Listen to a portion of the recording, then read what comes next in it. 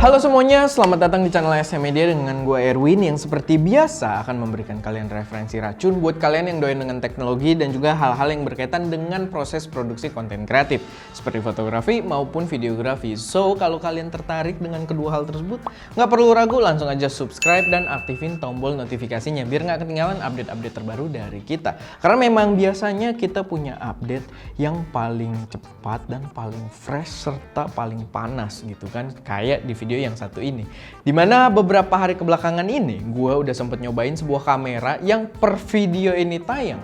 Kamera ini baru aja di launching secara global yang menurut gue harusnya jadi sebuah kamera yang cukup menghebohkan juga. Jadi ini adalah Fujifilm X-S10, sebuah lini produk mid-range terbaru dari Fujifilm yang sepertinya ditujukan untuk bertanding di pasar kamera yang cukup luas. Gue yakin kamera ini akan memberikan penetrasi pasar yang sangat besar untuk Fujifilm, dan gue yakin kalau ada banyak calon pengguna yang mulai melirik Fujifilm karena produk yang satu ini. Kira-kira kenapa? Apa memang sebagus itu? Nah, ada baiknya kalian ikutin video ini sampai habis. Oke, jadi kamera ini menurut gua adalah bukti bahwa sekarang Fujifilm sangat mendengarkan masukan dari penggunanya. Dan kamera ini juga merupakan contoh kamera hybrid yang memberi fitur semaksimal mungkin tanpa ada bagian-bagian yang terkesan sengaja dikurang-kurangin. Kalian paham maksud gue siapa ya? Nah, sebelum gue bahas lebih detail soal tiap fungsi dari kamera ini, biar kalian makin excited buat lanjut, gue kasih sedikit gambaran dulu. Jadi ini adalah kamera mid-range Fujifilm dengan sensor APS-C, berukuran compact seperti yang kalian lihat, dengan grip nyaman. Nih gue kasih lihat, dengan grip nyaman dan besar, punya mic input. Gue kasih lihat dulu. Punya mic input, punya audio out kalau kalian mau pakai headset. Lalu di sini juga ada HDMI 10-bit 422, layar articulating. Sorry, nabrak pintu ya. Layar articulating, dan yang paling menarik, sensornya ini udah IBIS atau menggunakan in-body image stabilization. My God.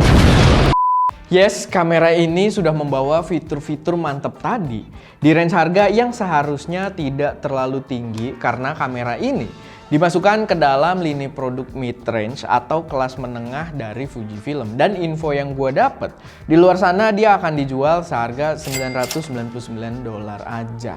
Atau mungkin kalau di Indonesia mungkin berada di kisaran 15 jutaan aja. Dengan spek tersebut, gue rasa sangat menarik. So, ayo kita lanjut. Tapi sebelumnya gue ingetin dulu kalau yang gue pegang ini menggunakan pre-production firmware. Jadi mungkin bakal ada update tambahan di versi yang akan beredar nanti. Mungkin. Tapi paling nggak bisa memberi gambaran yang cukup jelas buat video kita kali ini. Oke, balik lagi ke kameranya. Pertama yang unik banget di kamera ini adalah gripnya yang gede banget. Dan ini sebelumnya nggak pernah hadir di jajaran mid-range mereka. Gue pernah coba X-T100, X-T200, XA7, X-T30, itu gripnya kecil-kecil semua. Jadi itu kayak khas Fuji. Tapi di sini dia gripnya itu nyaman parah, ukurannya cukup besar dan pas buat digenggam tangan. Mungkin gue akan kasih lihat ke kalian, ini tangan gue memegangnya dengan sangat gitu kan dari atas, gitu gede banget. Mungkin buat gambaran yang lebih jelas, kita ada X-T30 yang memang punya gue juga di sini, punya ST, sorry ya, bukan punya gue, punya ST, kamera kantor. Dan kalian bisa lihat gripnya. Aduh licin gitu kan. Cuma ada sedikit thumb support dan sedikit grip di sini. Kalian bisa lihat nih ya, kalau dari samping kecil banget. Tapi kalau di sini, tapi gini, sebenarnya ini jadi gambling banget bagi Fuji karena menurut gua agak menghilangkan nilai estetika kamera klasiknya yang sudah lama menjadi ciri khas mereka dan pembelaan para fanboy. Tapi keputusan ini gue rasa lebih baik demi masa depan mereka untuk bersaing di pasar professional user. Dan buat gue pribadi, gue lebih suka grip yang kayak gini. Walaupun memang secara estetik jadi nggak begitu ganteng ala-ala klasik. Fun fact atau fakta menarik kalau kalian nggak tahu arti fun fact, bahkan gripnya ini lebih enak digenggam dibandingkan grip standarnya X-T3 yang lagi kita pakai, memang kamera utama kita saat ini, ataupun X-T4. Jadi itu semacam sebuah langkah yang cukup ekstrim dari Fujifilm.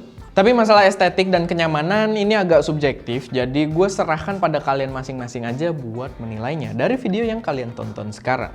Untuk build quality-nya sendiri terasa cukup mewah, rasanya kokoh banget walaupun bobotnya tetap cukup enteng. Dia sudah menggunakan rangka magnesium alloy sehingga diklaim akan lebih durable, walaupun sebenarnya di kelas kamera jajaran harga kayak dia ini, penggunaan magnesium alloy bukan hal baru, para pesaingnya juga banyak yang menerapkan hal tersebut. Tapi finishing kamera ini terasa benar-benar proper Fuji banget.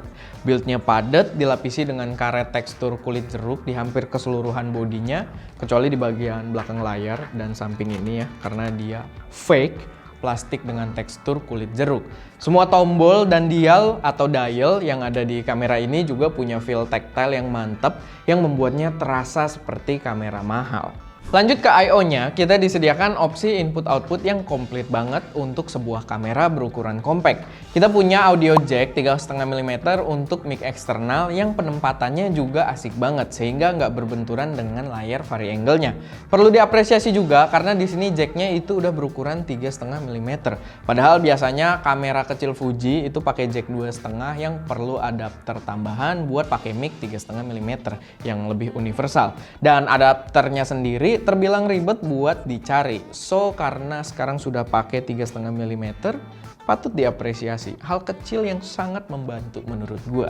Lalu kita punya USB Type-C yang bisa digunakan untuk charging, transfer data, hingga audio monitoring dengan menggunakan adapter tambahan.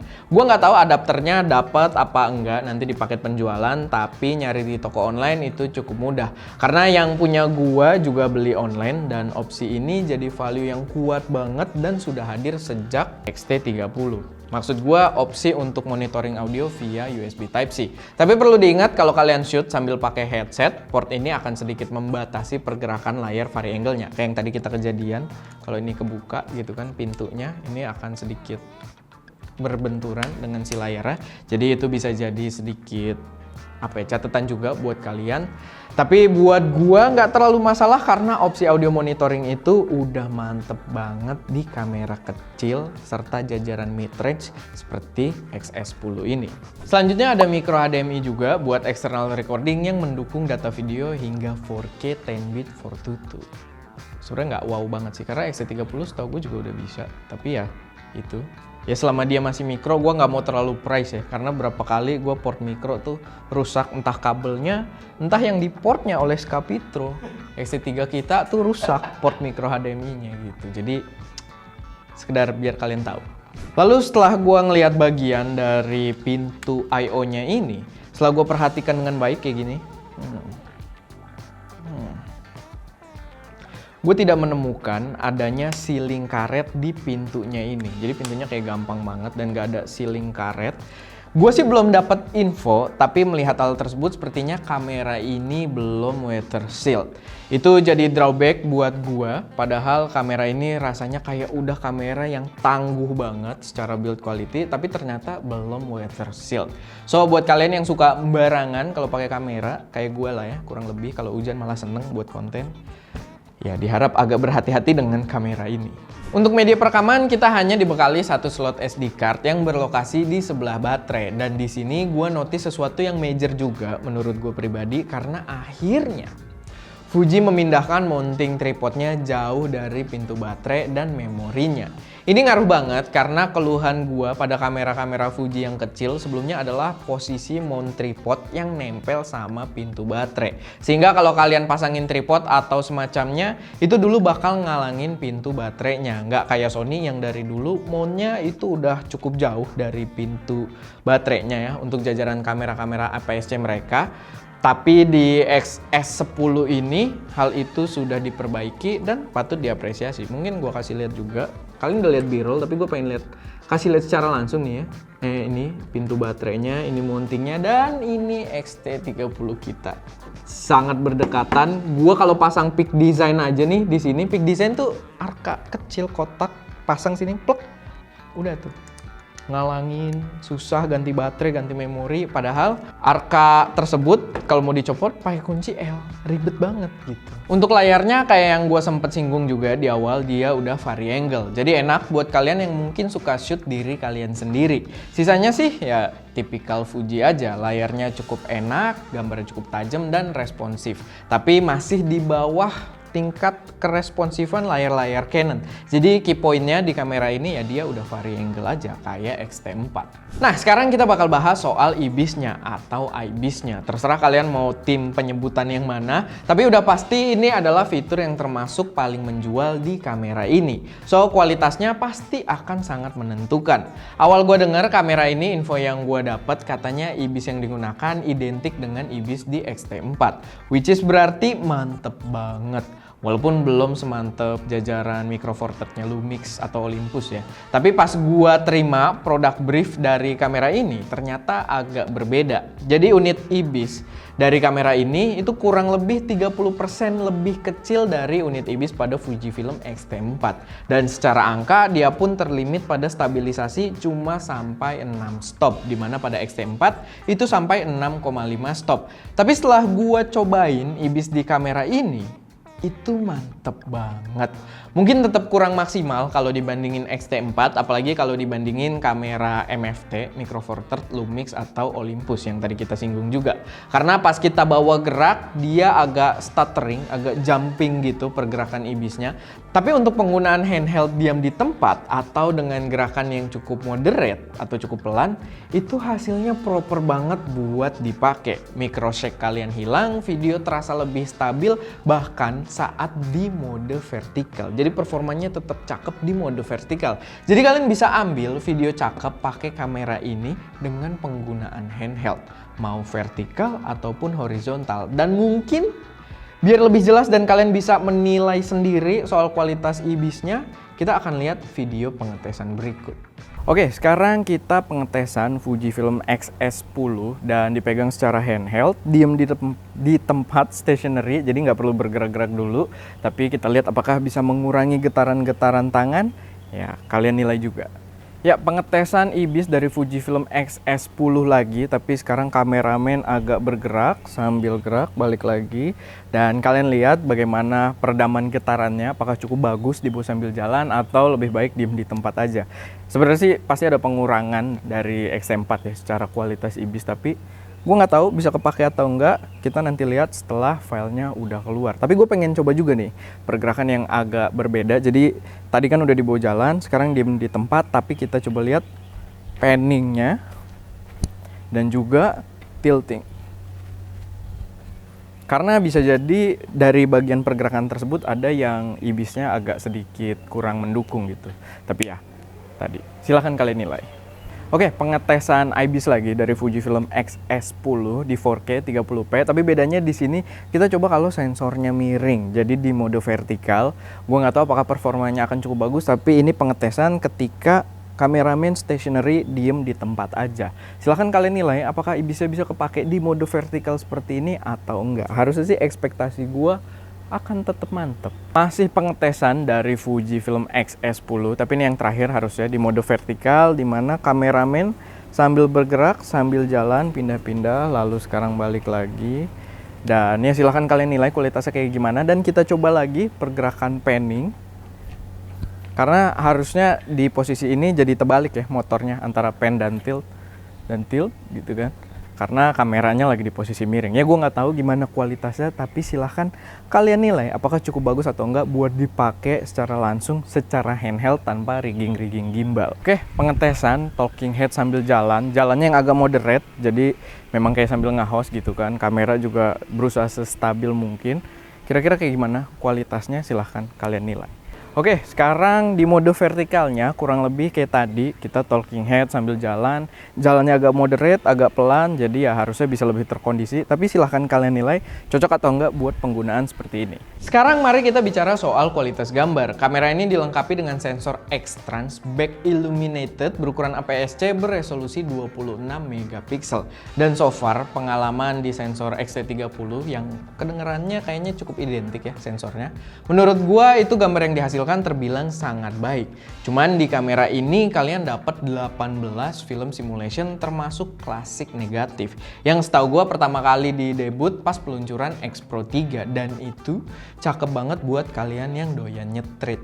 Lalu kamera ini juga sudah mendukung format foto RAW kalaupun kalian menggunakan mode auto di kamera ini. Untuk bersendiri, kamera ini mendukung continuous shooting hingga 8 frame per second saat menggunakan mechanical shutter.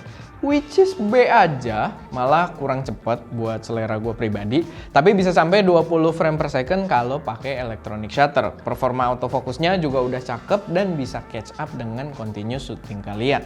Oh ya, kamera ini juga masih membawa built-in flash yang mungkin kepake buat beberapa pengguna. Walaupun gue pribadi sih udah nggak pernah pakai sama sekali. Tapi itu menarik aja, membuat kamera ini nggak terlihat seperti kamera yang video centric juga. Fitur-fitur foto juga dimaksimalkan sepadat mungkin di kamera ini. Jadi terkesan kamera compact hybrid yang super komplit. Tapi sebelum lanjut, mungkin gue tunjukin dulu beberapa hasil foto iseng pakai kamera ini. Gue harus state iseng karena memang foto yang diambil ya udah gitu doang.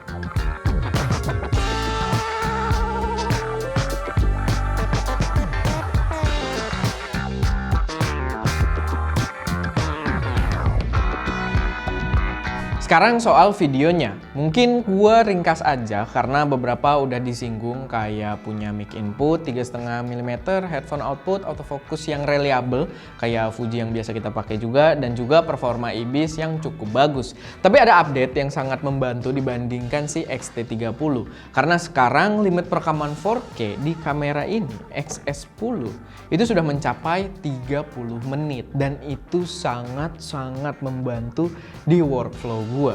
Karena sebelumnya kita pakai X-T30 ya limitnya 10 menit, itu kalau bikin talk aja ya bener-bener PR banget, dan di sini udah cakep banget.